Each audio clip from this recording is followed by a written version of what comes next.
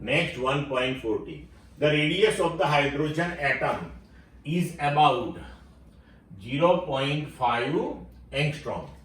What is the total atomic volume in meter cube of a mole of hydrogen atom? Now see here, radius r, that is 0.5 angstrom. 1 angstrom, that is 10 raised to minus 10 meter. So 0.5 into 10 raised to minus 10 metre convert करना पड़ेगा क्योंकि हमें answer metre cube में देना है. Now volume of one atom, that is 4/3 pi r cube. हमें अब mole of hydrogen atom लेना है, राइट? तो हम जानते हैं कि number of atoms in one mole, that is equal to Avogadro's number 6.023 into 10 raise to 23.